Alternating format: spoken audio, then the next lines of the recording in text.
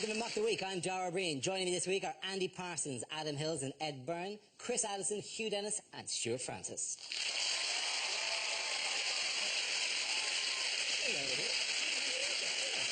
We start with a round called Headliners. Here's a picture of the Prime Minister with two of his cabinet colleagues. But what does CAFS stand for?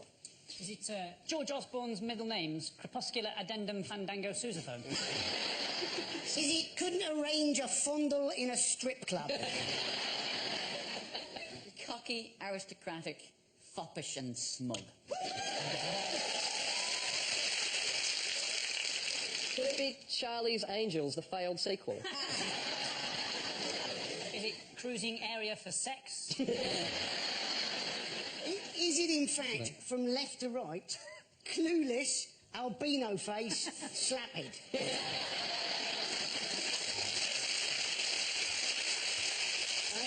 That's just abuse, by the way, you're applauding there. That's not actual satire, that is just being rude about him.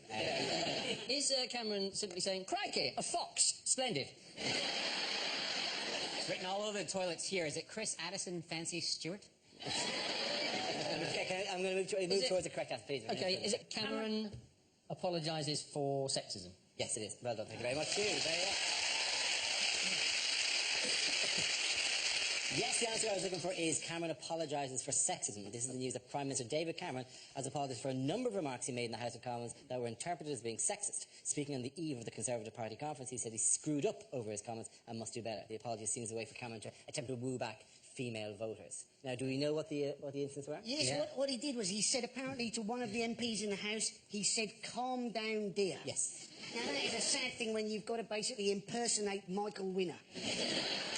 Meanwhile, George Osborne's behind him going, all we need to do is stimulate the European meerkat. He said, he's apologised for them, hasn't he? And he's actually said now to woo women voters that he doesn't regard women as beneath him. He doesn't want them to do menial jobs like, you know, making tea, because he's got Nick Clegg to do that for him.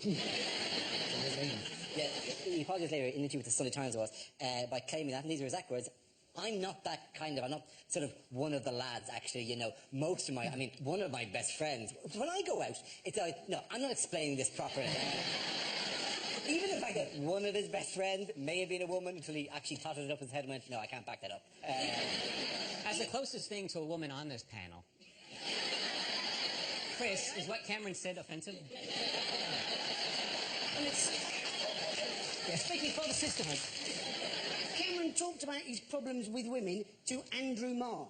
Now, there is a man, a man who took out a super injunction to try and prevent people talking about the fact he was having a fling with a journalist. And you're thinking, if you're going to have an affair, don't have it with somebody who writes for a living. Have it with Wayne Rooney. He is never You think Rooney has days when he's got to write down his own name, he has to check the back of his shirt, and even then he writes down 10.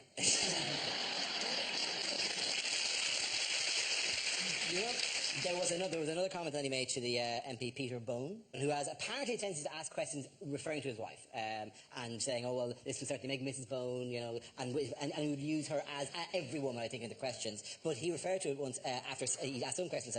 Cameron said, I do feel now that a very big part of my life is trying to give pleasure to Mrs. Bone. I feel on this occasion I can only go so far. I think Mr. Bone has a point.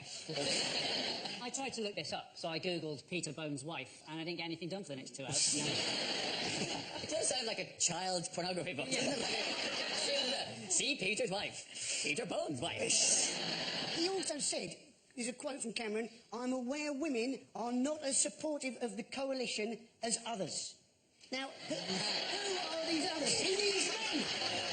He can't even be bothered to call us people, can he? Moving on, what did Cameron say in all these interviews that the British were very good at? Inventing. Inventing, yes. Yeah. An actual quote from him was, we invented the jet engine, DNA, the World Wide Web. And you know, I don't know what we used to do before you invented DNA here. What he doesn't realise is, in Australia, the DNA spirals the opposite direction.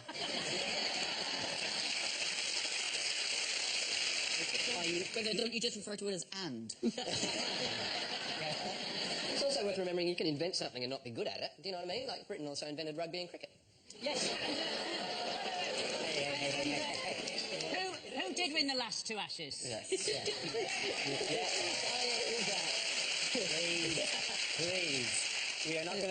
childish name-calling from Australia. Oh, if this was about the hurling, you'd be all over this shit. I was actually going to point out that Ireland beat Australia, but you know what the hell. I would just like to mention that I was out there for the cricket over the winter, very enjoyable. And nothing better than hearing the Barmy Army sing to the Australian fans, "Send her victorious, happy and glorious, long to reign over you." And follow it up with, "Your next queen is Camilla Parker Bowles. Camilla Parker Bowles. Camilla Parker Bowles."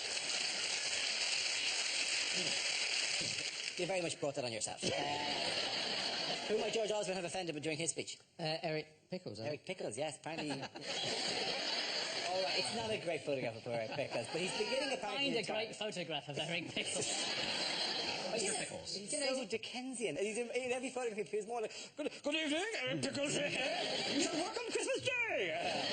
You should be glad of it. Have some coal, that's all you're getting. You might expect him to lift up the hat and a little ham sandwich to fall out of the top. It's odd though, he's always referred to as Eric Pickles, he's never referred to as Mr. Pickles. And that is possibly because Mr. Pickles makes him sound like a cat. One of those overweight cats that has to back itself into a corner to clean itself.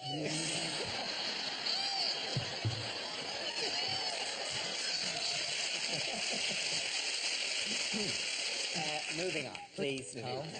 What is happening to the traditional police station? What was announced this week? It's closing.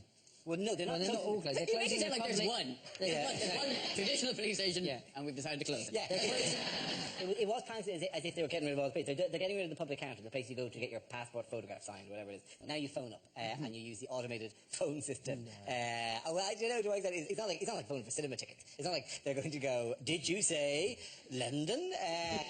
You're being stabbed. Press 2. Did you say there was a bugler in your house?"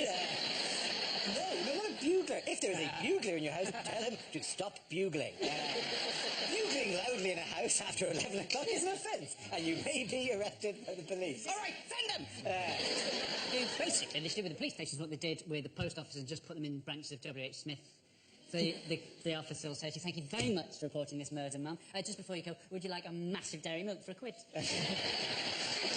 The grey area between what is an emergency and what is not an emergency. Are you going, emergency? Yeah. No, not emergency. Are you speaking really quietly because there's somebody in the house? Yeah. And you're like, I'm being attacked by the man from the Lurpak Better. Yeah, that would be really weird as the guy from the Lurpak Butter attack, yeah. I think I can hold him off as long as until the heating kicks in. But what I can ring up and goes, "Is this a non-emergency number?" "Yes." He said, "There's been a burglary in my house." "Oh, why is it not an emergency?" "I shot him." "So take your time." He's not going anywhere.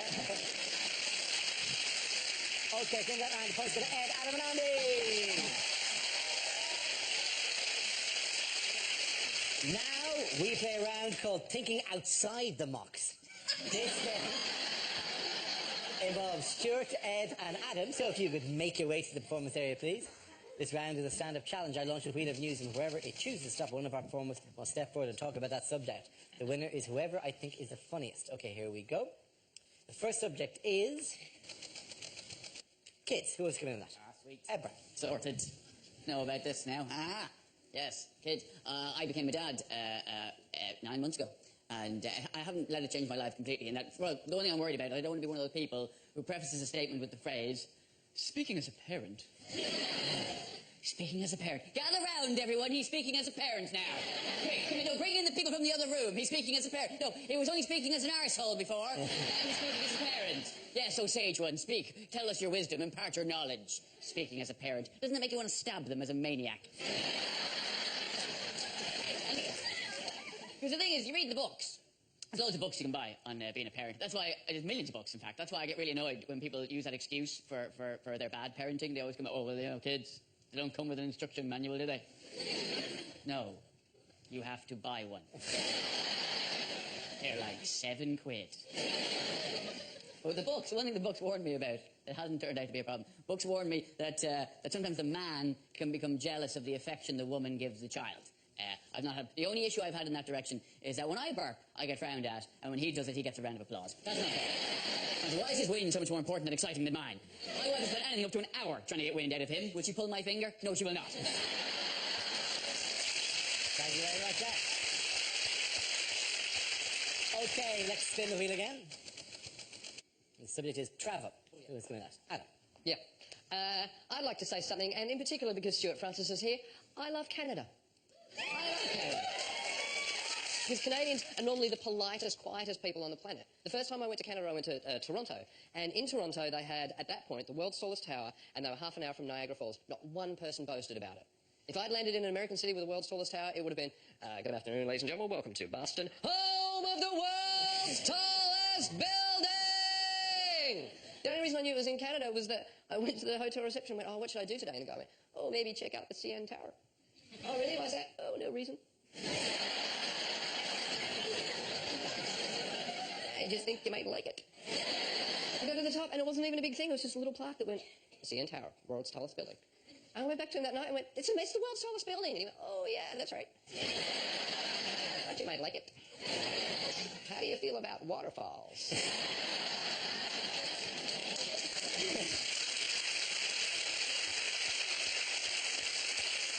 The thing I love the most about Canada, though, is that they have Braille on their banknotes. I don't know if you know that. All Canadian money has Braille on it, so the blind people know how much money they're giving over at any given point in time. What an amazing country. They're bilingual, they have same-sex marriages, and they have Braille on their banknotes.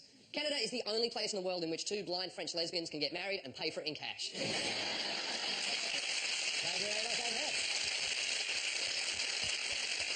Okay, that leaves us with Stuart. Let's see what topic you've been left with. Let's spin the wheel. It's romance. That was terrific, by the way, Adam. Oh, thank you, Stuart. You're welcome. Ladies, in bed, I like to spoon. Anybody else do heroin? Am I guilty of being romantic? You be the judge. A bottle of champagne on ice, the dulcet voice of Luther Vandross fills the air.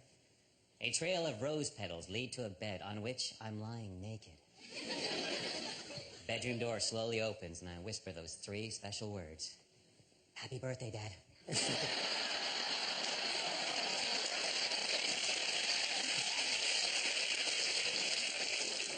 When women see me naked, they say I look like a Greek god.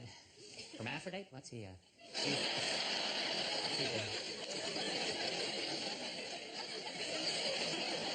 I like my women the way I like my skis, rented.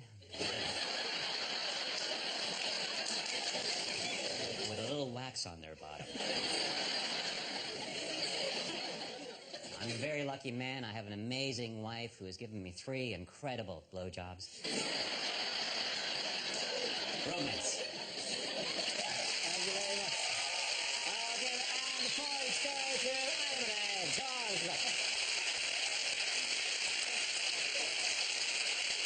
Our next round is called This is the Answer, What is the Question? On the board are 6 categories. Adam, which category would you like? I would like home news, please. Okay, your category is home news, and the answer is 10. What is the question?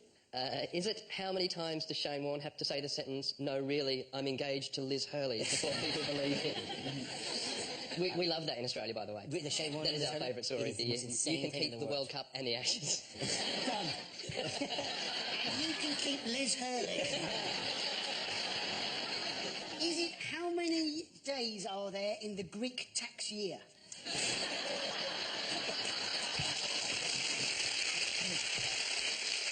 Is it in what year was Jesus 10? Is it the age lover boy Dara first lost his hair? What is a cruel name to give your child if your surname is Pin Bowling? Is it in fact how many words has Zara Phillips said to Mike Tyndall since touching down in New Zealand? How many members of the House of Lords claimed for leaping duties on the 10th day of Christmas last year? No. What is a cruel name to give your child if your surname is Snervous Headache?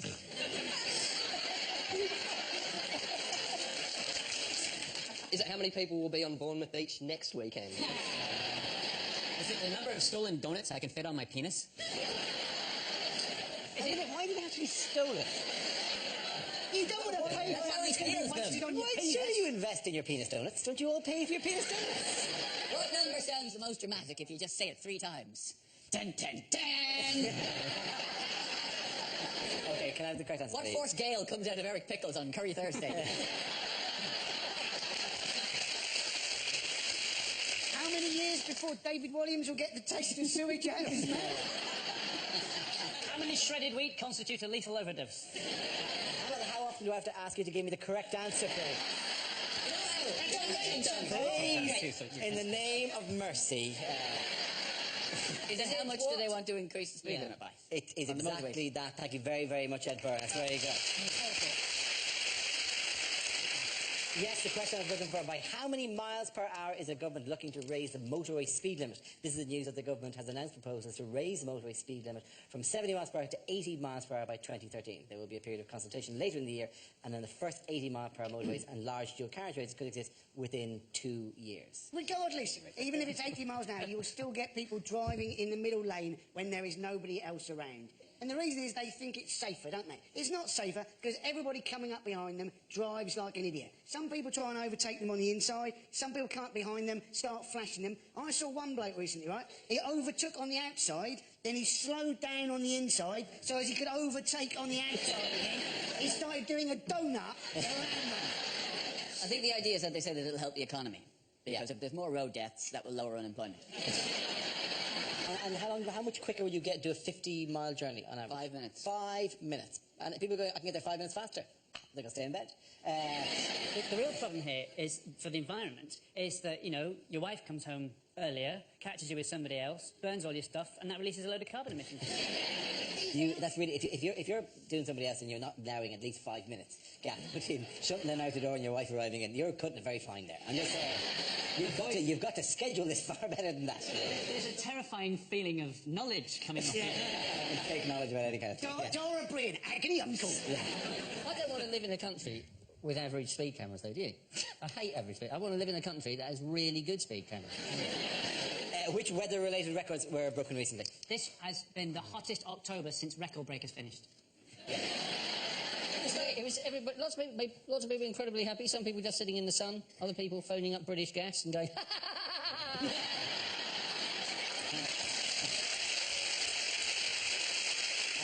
Whenever there's a heat wave, I love you guys, because you just disrobe. I haven't seen that much skin since I was in a hot tub with Brian Blessed. That is a loofah! It was just a chance for, you know, the press to roll out their sleazy photographs again. It's like almost as an agency you ring going, we need sleazy photographs fast. Where are the guys who do the A-level results? They've not been busy for a few weeks. There's a photograph of one girl. I don't know if, do we actually have it? Is it we have fish and chips? the fish and chips. Oh, yeah. The fish and chips. And you're kind of going, and you weren't going, it's the fish and chips you want. Oh yeah, love, yeah. There's a fish and chips there. You could just eat one. Eat Oh, one of the fish and slowly, chips. now in, now out, now in, yeah. Lovely chips, yeah. Just let the grease just drip on it. do you think the photographer said, hang on, I'm going to get a sip letter? Well done. Very good. My favourite, get rid of the tits and the chips, thank you. My favourite Other things you've said in hotels before now. Quick, my wife is coming. Get rid of the chips and the tits.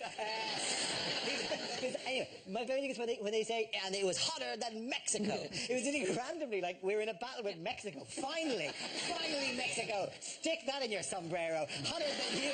And it's somewhere in Guadalajara there's a man going, oh no, we have to take down these signs. A giant sign saying, this many days since it was hotter in Bournemouth. Pedro, take down the sign there. Go on, we shall start again tomorrow.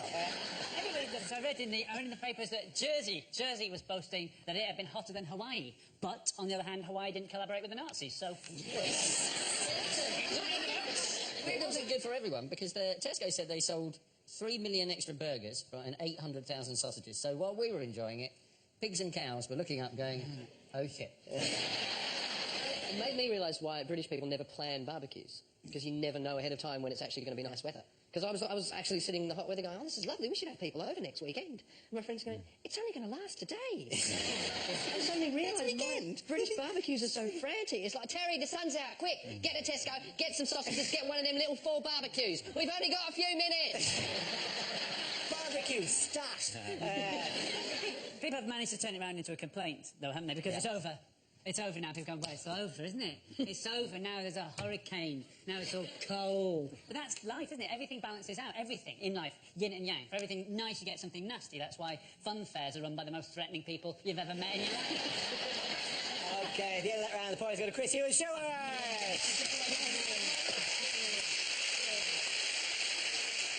OK, now we come to scenes we'd like to see. So if everyone can make their way over to the performance area, I'll read out this week's topics, and then we'll see what our panelists can come up with. OK, here we go. The first subject is unlikely instructions.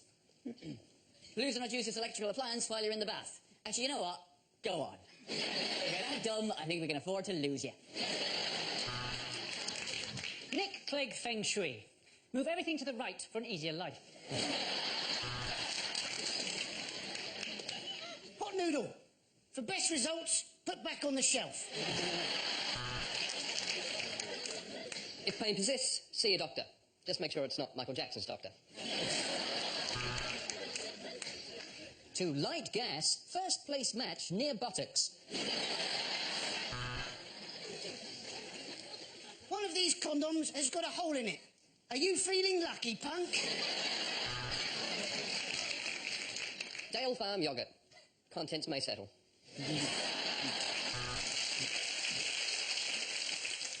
Please retain these assembly instructions in case you want to disassemble the furniture when you realise moving in with her wasn't the best move after all.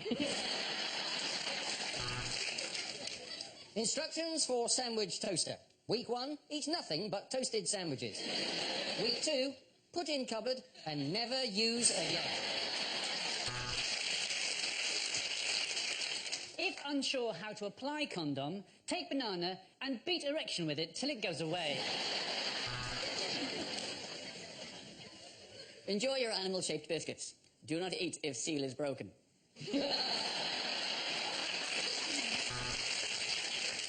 To reboot, pick up boots and put them on again. Congratulations on your new bread maker. Ooh, I bet Kingsmill are quaking in their boots. Game is over either when one player collects all cheeses or Daddy has a tantrum and kicks the board across the room. Are your hands full, but you want to transfer 10 donuts? OK. The next topic is unlikely things to hear in a restaurant. Let's skip the pudding. You look like you've had enough already.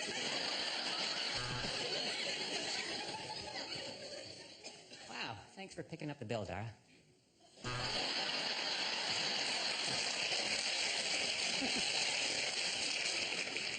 No, I'm sorry, we don't have snail porridge. No, this isn't owned by Heston Blumenthal. This is Heston Services.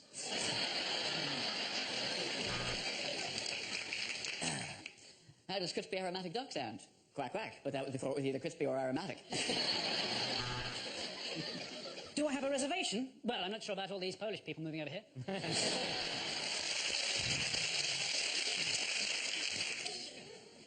for two, please. But no food. I'm a woodworm.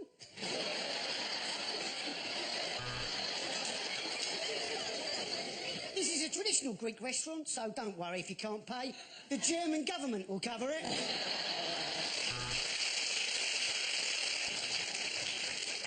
You'd like a Foster's? Hang on, I'll see if we've got any left. Barry, any Foster's left? Yeah, keg's nearly full, Jim.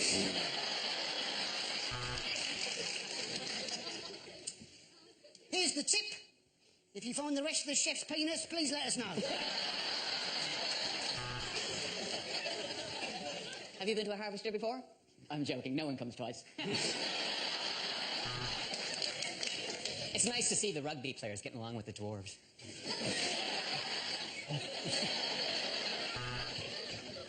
Oh, that's an unusual taste, isn't it? What is in this death by chocolate?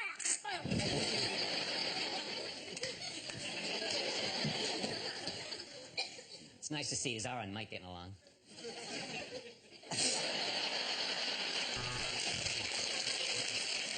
Yes, it is all-you-can-eat night, and that's why you can't come in, Mr. Pickles.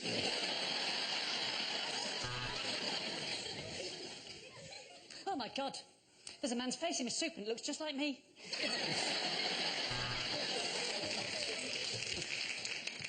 Excellent choice, sir. This lady is much fitter than your wife.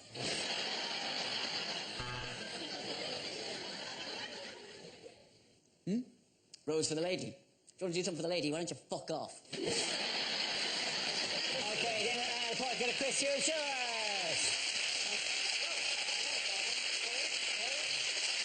And that's the end of the show. This week's winners are Chris Allison, Hugh Dennis, and Stuart Francis.